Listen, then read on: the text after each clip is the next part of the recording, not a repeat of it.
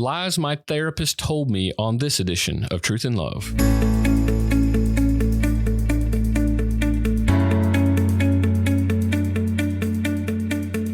I'm Dale Johnson, and you're listening to Truth and Love, a podcast of the Association of Certified Biblical Counselors, where we seek to provide biblical solutions to the problems that people face. This week on the podcast, I have with me Dr. Greg Gifford. He's an assistant professor of biblical counseling at the Master's University. He earned a PhD in biblical counseling from Southwestern Baptist Theological Seminary. He holds a Master's of Arts in Biblical Counseling from the Master's University and a BA in Pastoral Ministry from Baptist Bible College. He's a certified counselor with ACBC, the Association of Certified Biblical Counselors. He's an ordained pastor, and he's a member of the Evangelical Theological Society. When he's not teaching, Greg enjoys counseling for Low Country Biblical Counseling Center, serving as an associate pastor in his local church, wrestling with his two boys, and eating good food with his wife. Greg, so glad to have you on the podcast today, and looking forward to, our discussion today is going to be riveting. So yeah, thank you for having me. It's good to be back. One of the reasons I'm so excited is we're going to talk about Greg's new book that's coming out, Lies My Therapist Told Me. Greg, I had a chance to read through this, and I could not be more excited about the content and the way that you're just face forward looking at what's happening in the culture, how drawn we are as a culture toward ideas of secular therapy, and not realizing some of the negative effects, the iatrogenic effects, or what opportunity cost is at play. So I just want to give you some opportunity to talk about this book. It's going to release next week on May the 27th, and we're looking forward to that coming out. Gave my endorsement, and I'm glad for other people now to, absolutely. I'm glad for other people to now have an opportunity to read this book. So just talk a little bit about the book itself, how the concept came about, and now it's at the point of release. It came about originally as I was trying to figure out what was the reason for the secular therapeutic gaining such traction. And as a biblical counselor, I think at times there's there's just something off, but we haven't always done a great job at putting our finger on the why. So for those of the listeners that aren't aware, Dale was my faculty, my chair, that's the term. He was my chair for my dissertation. And you always push me to get at the why. And I think I came into the PhD more of like a how kind of guy, like how do we help people? But you taught me how to get back to the ideas that were undergirding that methodology. And so in this, originally, I just thought, well, let me get to the ideas that were undergirding this faulty worldview, the secular therapeutic worldview. And as I began to research and read, I'd kind of traced my way back to the father of mental health and mental hygiene, Clifford Whittingham Beers, read his autobiography, and learned that he started to use the mind and the brain interchangeably. And that's when it hit me like a lightning bolt hitting SpongeBob. I was like, Eureka. Honestly, I almost leapt up out of my chair. Like that's the issue. When you read the Bible and you talk about inner man, outer man, that distinction, even if you're a trichotomist and you want to have multiple parts of the inner man, everybody knows there's a distinction between inner man and outer man. But when you read the early days of mental health, which was called mental hygiene, when you read that, there was no distinction. It was mind being studied by mental health experts, psychiatric hospitals, medical doctors. And I got lost in the research. And then I began to find that permeated everything about the mental health movement. I mean, even the term mental health and mental illness, that's medical terminology. And so you're using medical health terminology. Would I ever say mind bruise, a mental contusion, a mental abrasion? Would I ever say that? And almost all of us as listeners, you're like, no, well, why not? Because it doesn't make sense. Yes, that is what we're wondering about mental health. Why are we using medicalized terminology for the mind when biblically the mind is not material? So I'll get to maybe the nature of the mind and the brain here in a second, but that's really how it all started is this trail. And so a friend / boss, Todd Friel, I'm a fellow at Fortis Institute, and I just went to him with my manuscript and I said, hey, Todd, this is little old manuscript, like measly me, it's like crumpled, written in crayon. I'm like, hey, Todd, would you interested in this? He's like, probably not, but I'll take a look. And he did. And then he pitched it to HarperCollins, and HarperCollins said, oh yeah, Oh, yeah, we are super in on this. And that's what became Lies My Therapist Told Me. As I mentioned, I'm looking forward to this. And it's fun to hear always to me the backstory of how a book comes to fruition and the story behind it. You've given us a little bit of the history, but as we look now, what has been promised in the mental health world for so long that we're right around the corner from major discoveries. We see this massive amount of progress in the world of mental health, and we're excited about what could happen is the sort of secular narrative. But in recent days, that's changed. What we've seen is actually a mental health crisis. We've seen the most unwell generation from a mental health perspective in the history of mankind.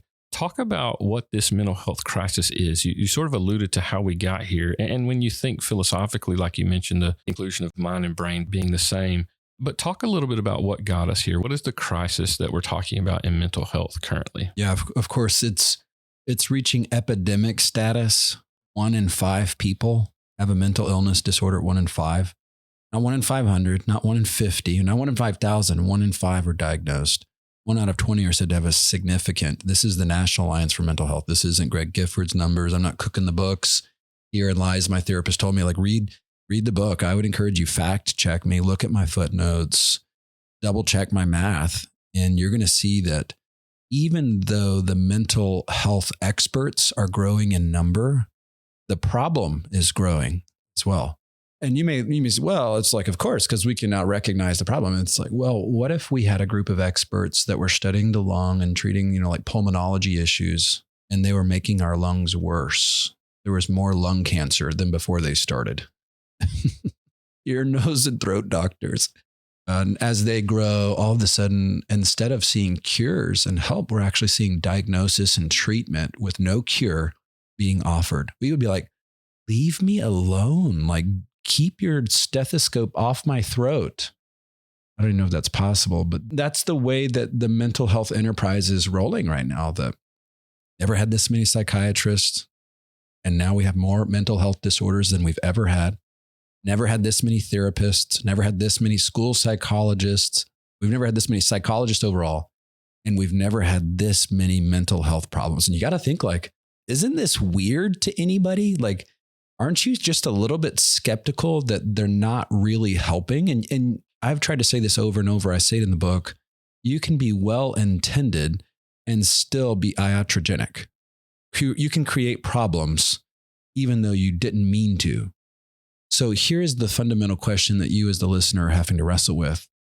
If the secular therapeutic enterprise is getting worse, shouldn't you step back for a second and just say, is there legitimacy to what they're saying? Or does the Bible have something else? Here's the crux of the matter. Does the secular therapeutic genuinely understand people and the mind accurately? And if you don't, then of course, every wrong diagnosis will lead to a wrong prognosis. Every day, all day, every way, by the bay, that's just what's going to happen. So if you get the problem wrong, you'll get the solution wrong. And that's exactly where we're at. And now we have absurd levels of mental illnesses. Even unbelievers are questioning the legitimacy of certain mental illnesses. And that's kind of where I want to go. You mentioned several things that I think are critical in sort of assessing where we are currently. You use this word iatrogenic, and that word just simply means the unintended negative consequences that happen. And most people would approach therapy sort of this way, Greg. They would say something like, well, it can't hurt. I think I'm just going to try it. Maybe it could be helpful. I've tried some other things. They've not really worked out. I don't really want to get on medicine. I sort of want to do this therapy thing or whatever, because medicine could be harmful or whatever. So they try the secular therapy thing, not realizing that this is a neutral. Like if I come out and I'm not helped, it's not a big deal. But in reality, what we're seeing, as you just mentioned, is that there are iatrogenic effects because it shapes the way people think about life and how they approach life and what they think is good and bad and true and right and so on. Talk a little bit about okay, we've been told this narrative that there's massive progress happening, yet what we see is growing mental health issues and crisis. How in the world did we get to this particular place where there was so much hype that's not been realized? As you mentioned, I could list off a bibliography so long with seculars, total God haters who are seeing this happen in the secular world. So talk about how we got here. Well, not to give credit to whom credit is not due, but I think we could give old Charles Darwin a high five on this one and say thank you for naturalism, big boy, because it really does go back to kind of a history of thought. And Darwin was born out of the opportunity from the Enlightenment to exalt reason and to come up with this absurd theory that we are the result of natural selection. So naturalism, we're all born a naturalist until we're saved. No 1 Corinthians 2 pun intended. So I think by default, we're looking for naturalistic explanations. And in all seriousness, our counselees think like they're wondering like, what is it about my body that's causing this? That's your default setting. And how did we get there? I think you could trace it back to Charles Darwin, to William James, to now from the father of American psychology, entering all to these different methodologies that psychologists can use now. Even in modern times, when we get sick as Christians, we are typically looking for a physical explanation first. And it's ironic at times because you're like, I think this is stress related. Like, I think you're not sleeping because you're anxious and stressed. And the person's like, no, there's something in my body. I got to find the body answer. And we're like, okay, good luck. So why does that matter? And how does that connect to this? Because basically in the 80s, there were these promises of psychiatry, biological psychiatry, that there must be a brain issue. A lot of talk about the brain, problems of the brain. And we're at the cusp of identifying that these are really illnesses of the brain. So in the late 90s at a White House conference, Hillary Clinton, Stephen Hyman, there was one more name I'm forgetting off the top of my head, but it's in the book. They talk about mental illnesses as brain illnesses, and these are real illnesses of a real organ, the brain. Just like there can be heart disease, there can be brain disease. But even in that, you're confusing brain disease with a mental illness. Like we know there are brain diseases, Alzheimer, dementia. Like, of course, there's brain diseases. So what biological psychiatry did is promised it was about to find a cure, and it never did. And now, oh, this is awesome. I love this. It makes me laugh. Now you go to a medical doctor, i.e. a psychiatrist, and they don't even study the organ of the brain. They play like a game of hot and cold with the DSM. How do you feel? Depressed. How long have you felt depressed? 6 months. All right, this is becoming a chronic problem. Instead of looking at the organ of the brain, which the psychiatrist is supposed to be treating in the first place. So I don't recommend the Daniel Amen clinics. I think that there's a secular attempt to now put it back all in the brain, but Amen is known for this wacky statement where he says psychiatrists don't even treat the organ they're supposed to be treating, which is the brain. And so you had these promises that biological psychiatry was going to find something which it never found. And then now we just assume, I'm just going to talk about myself as a commoner, a layman in the church. We just assume there's a brain issue. When there's no medical evidence, there's a brain issue. And how did we get there? Well, back to Darwin, to the 80s of biological psychiatry. And now we just think something is there when we have no evidence. So that's what popularized ideas like the chemical imbalance theory. Serotonin must be connected to depression, so we're going to give you antidepressants. But there is no medical evidence. There's still no medical evidence that that is the case. So we are by default looking for a body answer, and this kind of gave us a hook on which to hang some of our presuppositions. It's like, oh, that's why I'm sad. I must have a brain issue. And yet we have no medical evidence to suggest that you do have a brain issue, and that's why you're sad. Yeah, what you're describing are ideas that became prevalent. I call these their explanatory power. And they give us some sort of concept that makes us feel like our life and what we're experiencing can be explained in some way. And so you've given us a sort of how we got here, what the landscape really is. Talk a little bit about solution, because obviously you can't be exhaustive in the few minutes that we have, but giving some form of solution, how do we even start, Greg, to combat the overwhelming tidal wave that's hitting us now? And people are starting to realize like there's emptiness in that secular idea. Where do we begin with solutions for some of the problems you're describing? Let me try to turn a corner, and I'll try not to be Mr. Storytime today. I feel like an old man over here. I do think it's rude at times for biblical counselors to say, well, that ain't true. And we're like, okay, well, reconstruct something for us. It's like, well, I don't know, but that's dumb. And we're like, oh, well, thank you, Mr. or Mrs. Helpful. So I never wanted to accomplish that in this book. I never wanted to just critique and not correct. And the book, Lies My Therapist Told Me, it is really about biblically clarifying the mind and the brain. In fact, that was my proposed title originally. It's like, let's call it Mind versus Brain. And the publisher was like, that doesn't make any sense at all. Like no one knows what you're going to be talking about. And I was like, okay, fine. Transformed mind. And they were like, no, stop talking. And so finally I was like, okay, well, what do you think it should be? So this is the progression of what's the solution? The solution is to start to use more accurate biblical language. That's the solution. And this is junior varsity use of the scripture. This isn't even like sophisticated scholarly. Junior varsity is the mind is not the brain and the brain is not the mind. Like, let's cut that straight. Number one, are you talking about a brain issue? And if you are, what evidence is there from the brain that that is a brain issue? Or are you talking about the mind? And the mind is it's the immaterial seat of cognition. It is where your reason, it's the faculty of your intellect. That's your mind. Romans 12:2, you're transformed by the renewal of your mind. Ephesians 4:23, by the renewing of your mind. So the mind is not the brain and the brain is not the mind. So instead of just saying, well, that's dumb, I think what we can start to say is, yeah, they don't really understand the mind and the brain, do they? So as a Christian, I want to understand the world the way God describes it. And the solution, the starting point is to say, is this a mind or a brain issue? Mind or brain? The secular therapeutic has swallowed both and collapsed them on themselves, where it's brain here, mind there, mental illnesses or issues of the brain, but there's no proof it's a brain issue. So what do you do as a Christian? You have to start to be discerning and skeptical. What are you discerning? What's the baseline of your discernment in this area? Mind-brain distinction.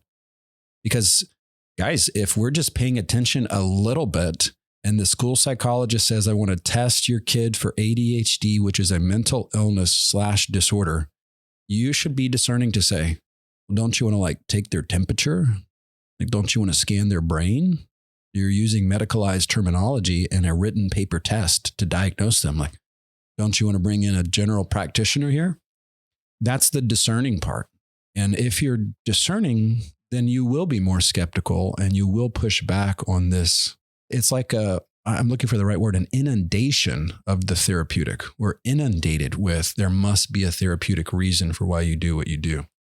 So I think your solution is to start to say, and even people will joke with me now, your solution is to say, is that the mind or is that the brain? Mind, brain. And that is the starting point for good, accurate biblical help. I love it. I think that's well said. And just a couple of things I want to get your maybe last thoughts on this, Greg, because some people may hear this and they say, well, you're just creating a dichotomy between mind and brain. When the reality is anything that happens in the mind, we're going to see flesh out in the body. But just because something can be demonstrated in the body doesn't mean it was caused by the body. This is demonstrating this healthy interaction that the Bible describes in a holistic way from mind to brain. But we have to see that the brain is not dictating the inner man. 2 Corinthians 4 makes that very clear, that even when the outer man is decaying, the inner man can be renewed day by day. There is a consistent flow in Jesus' anthropology where he describes flowing from the inside out. This is building from Old Testament scripture, Proverbs 4:23, the heart is a wellspring of life, guard it with all diligence, right? Matthew 15:18, Jesus picks up on this idea. He uses concepts agriculturally to talk about trees and where this fruit comes from. So we're not saying that these things are in two totally separate worlds, but what we are saying is when we're looking at cause, we have to start asking the question, because the secularist is describing one thing that's really unfounded, and you're helping to see how they're making this mistake. So just final thought on that concept of mind and brain. Yeah, this is an important distinction. And it was actually, I forget, I think it was the 2024 ACBC, maybe the 2023 conference. I did a session on the mind and the brain. And afterward, a guy came up to me who was speaking to me through an ASL, American Sign Language translator. And he said, what about dementia and Alzheimer's? And I hadn't made that clear, and it wasn't really clear in my own mind at that time. Well, the brain is best to be understood like a filter through which your mind is expressing itself. But this is easy money. You could prove this all day, that you can be brain dead and yet your mind is operational. I just think that through. Even if your timing is different from my own end times, there will be a future resurrection of your body. And your body includes your brain, the organ of your brain. So why does that matter? Because you can be brain dead and your mind can be operational. All right. So think of those that have genuine brain diseases, and there are genuine brain diseases. Their brain, as you just mentioned, is deteriorating, but yet your mind can actually be renewed day by day. So you have a brain that's deteriorating. That doesn't create a worldview problem for a Christian. In fact, all of our brains are deteriorating. Some faster and slower than others. It depends on how much cartoons you watched as a kid, I think. That's the empirical reason. I'm doomed, in other words. When we think of that, that gives you causation. What's the driver? You are not hijacked by your brain. You're not the sum total of what your brain is doing to you. It's at least a very close relationship for sure. And at times it's not always clear what's the source, but biblically we can say your mind is the driver. And even I think plasticity of the brain speaks to this, the plasticity that your brain can heal and change and grow. Just look at a drug addict who gets clean and watch their brain actually rehabilitate. What does that show you? That the mind of Christ actually promotes a healthy brain. Why? Because of causation, man. Causation. That's easy stuff. So guys, patch together what you know about the mind and the brain, and then you're able to attribute causation. Of course, there's influence from the brain, but where does causation come from? The mind. Yeah, very helpful. Appreciate the clarity. Listen, we're getting into so much here, and there's so much in the book that I want to make sure we get to. I'm going to ask you to come back next week. We're going to deal with this subject a little bit more and even further. So thanks for your time today. Looking forward to next week as we continue to talk about lies my therapist told me, and we'll see you guys again next week.